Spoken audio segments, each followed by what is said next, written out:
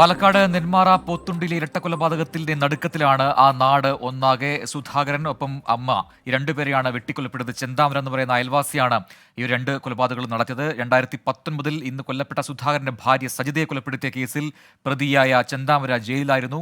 1.5 മാസം മുൻപാണ് ജാമ്യത്തിലിറങ്ങിയത്. അന്ന് തൊട്ട് ഇവർക്കെതിരെ ഭീഷണി സ്വരം ഉയർന്നുണ്ട് ചെന്താമരയിൽ നിന്നും. പക്ഷേ അതൊന്നും പോലീസിനോട് പറഞ്ഞിട്ട് കാര്യമായി എടുത്തില്ല എന്ന പരാതി, എന്നൊരു ആക്ഷേപം ഇപ്പോൾ പോലീസിന് ശക്തമായി ഉയർത്തുന്നു. അങ്ങനെ പോലീസിനെ പ്രതിക്കൂട്ടിലാക്കി നിർത്തിക്കൊണ്ടാണ് ഇപ്പോൾ നാട്ടുകാർ ഒന്നടങ്കം അവിടെ എത്തി ഈ പ്രതിഷേധിക്കുന്നത്. സൂരജ് സജി അവിടെ നിന്ന് ഏറ്റവും പുതിയ വിവരങ്ങളുമായി ചേർന്നു. സൂരജ്, അപ്പോൾ നാട്ടുകാർ ഒന്നടങ്കം അവിടെ പ്രതിഷേധിക്കുന്നുണ്ട്. ഒരു കാരണവശാലും പോലീസിനെ അങ്ങോട്ടേക്ക് ഇൻക്വസ്റ്റ് നടപടികൾ നടത്താൻ അനുവദിക്കില്ല, വരാൻ അനുവദിക്കില്ല എന്ന് പറയുന്നു. കലക്ടർ എത്തണം എന്നൊരു ആവശ്യം നേരത്തെ അവർ ഉന്നയിച്ചിട്ടുണ്ട്. അപ്പോൾ ഈ ചെന്താമരം ലെവൽ ഈ കൃത്യത്തിന് ശേഷം ഒളിവിലാണ്. പോലീസ് അത് അന്വേഷിക്കുന്നുണ്ടോ? അതിന്റെ കൂടെ വിശദാംശങ്ങൾ എന്താണ്? പ്രജിൻ, തീർച്ചയായും നാട്ടുകാരുടെ ഭാഗത്തു നിന്ന് ശക്തമായ പ്രതിഷേധമാണ് ഉയരുന്നത്. അവർ പറയുന്നത് ഈ പ്രതിയെ പിടികൂടാതെ ഇപ്പോൾ നിലവിൽ ഈ വീട്ടിലുള്ള സുധാകരന്റെ മൃതദേഹം വിട്ടു നൽകില്ല എന്നൊരു നിലപാടാണ് കുടുംബാംഗങ്ങളും അതോടൊപ്പം തന്നെ നാട്ടുകാരും എടുത്തിട്ടുള്ളത്. അതിൽ അവർ ചൂണ്ടിക്കാണിക്കുന്ന ഇനിയും സുധാകരന്റെ മകൾ മാത്രമാണുള്ളത്. അച്ഛനും അമ്മയും എല്ലാവരും നഷ്ടപ്പെട്ട് ഒറ്റപ്പെട്ടു പോയ മകളാണ്. ആ മകളുടെ സംരക്ഷണം ഉൾപ്പെടെ ഏറ്റെടുക്കേണ്ട ഉത്തരവാദിത്തം സർക്കാരിനുണ്ട്. അതുകൊണ്ട് തന്നെ ഈ പ്രതിയെ പിടികൂടുന്നതും മകളുടെ ജീവിതവുമായി ബന്ധപ്പെട്ടുകൊണ്ടും എല്ലാം ഉള്ള ഉറപ്പ് ലഭിച്ചാൽ മാത്രമാണ് നിലവിൽ ഈ പ്രതിഷേധങ്ങളിൽ നിന്ന് പിന്മാറുകയുള്ളൂ, അല്ലെങ്കിൽ മൃതദേഹം വിട്ടു നൽകുന്നതിലേക്ക് സമ്മതിക്കുകയുള്ളൂ എന്ന നിലപാടിലാണ് നാട്ടുകാരുള്ളത്. ഇപ്പോൾ നമ്മളോടൊപ്പം കോൺഗ്രസിന്റെ ഇവിടുത്തെ ബ്ലോക്ക് പ്രസിഡന്റ് വിനോദ് കൂടി ചേരുകയാണ്.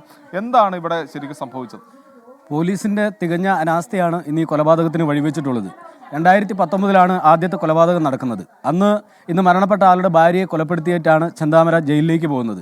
ജയിലിൽ നിന്ന് സ്വാഭാവിക ജാമ്യമാണ് അദ്ദേഹത്തിന് ലഭിച്ചതെന്ന് പോലീസ് പറയുന്നുണ്ടെങ്കിലും അതിൽ കൃത്യമായി പറയുന്നുണ്ട്, നെന്മാറ പോലീസ് സ്റ്റേഷൻ പരിധിയിലേക്ക് പ്രവേശിക്കാൻ പാടില്ല എന്ന വ്യവസ്ഥ ആ ജാമ്യത്തിലുണ്ട്. ആ വ്യവസ്ഥ ലംഘിച്ചുകൊണ്ടാണ് കഴിഞ്ഞ 1 മാസക്കാലമായി ജാമ്യത്തിലിറങ്ങിയ പ്രതി ഈ പ്രദേശത്തൊക്കെ ചുറ്റിത്തിരിക്കുകയും മുൻവൈരാഗ്യത്തിന്റെ പേരിൽ തികച്ചും അദ്ദേഹത്തെ കൊലപ്പെടുത്തണമെന്ന ഉദ്ദേശത്തോടു കൂടി തന്നെ ഇന്ന് ഈ കൃത്യം നടത്തിയിട്ടുള്ളത്. ഇദ്ദേഹത്തിന് ഇനി ഉള്ള മക്കൾ, അവരെ ആര് സംരക്ഷിക്കുമെന്നുള്ള ചോദ്യം ഒരു വലിയ ചോദ്യചിഹ്നമായി പൊതുസമൂഹത്തിന് മുമ്പിൽ നിൽക്കുകയാണ്. ഈ പ്രതിയെ എത്രയും പെട്ടെന്ന് തന്നെ പിടികൂടണമെന്ന് ആവശ്യപ്പെട്ടുകൊണ്ടാണ് നാട്ടുകാർ ബോഡി വരെ ഇവിടെ നിന്ന് പോലീസിനെ കൊണ്ടുപോകാൻ സമ്മതിക്കാത്ത രീതിയിൽ പ്രതിഷേധവുമായി ഈ പ്രദേശത്ത് തടിച്ചുകൂടിയിട്ടുള്ളത്.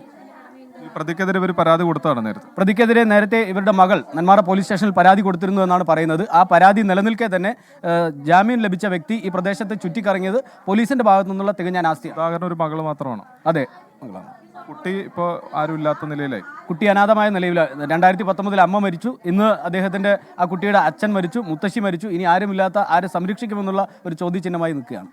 പ്രജിൻ, തീർച്ചയായും ഇത് തന്നെയാണ് ഒരു വലിയ പ്രതിഷേധത്തിലേക്ക് ഈ നാട്ടുകാരെ ഒന്നടങ്കം തള്ളിവിടുന്നതിലേക്ക് നയിക്കുന്നത്. കാരണം അവർ ചൂണ്ടിക്കാണിക്കുന്നുണ്ട് കൃത്യമായും, അതായത് കഴിഞ്ഞ 19 പരാതി നൽകിയതാണ്. പക്ഷേ ഈ പരാതി ഒന്നും ഒരു മുഖവിലക്കെടുക്കുന്ന ഒരു സമീപനം ഈ പോലീസിന്റെ ഭാഗത്തു നിന്നുണ്ടായില്ല. അതാണ് ഈ ജീവൻ നഷ്ടപ്പെടുന്നതിലേക്ക് അടക്കം നയിച്ചിരിക്കുന്നത്. ഇരട്ടക്കൊലപാതകത്തിന്റെ നടുക്കത്തിൽ തന്നെയാണ് നാട്ടുകാർ പറയുന്നത്. പോലീസിനോട് നേരത്തെ നൽകിയ പരാതി അത് പോലീസ് മുഖവിലക്കെടുക്കുകയായിരുന്നുവെങ്കിൽ ഈ സുധാകരന്റെയും ലക്ഷ്മിയുടെയും ജീവൻ നഷ്ടപ്പെടില്ലായിരുന്നു എന്നുള്ളത് തന്നെയാണ് നാട്ടുകാർ ചൂണ്ടിക്കാണിക്കുന്നത്. അതോടൊപ്പം തന്നെ ഇന്ന് രാവിലെ പോലും ഒരു വടിവാൾ പ്രതി ഈ മേഖലയിൽ ഇറങ്ങി നടന്ന ആളുകളെ ഭീഷണിപ്പെടുത്തി.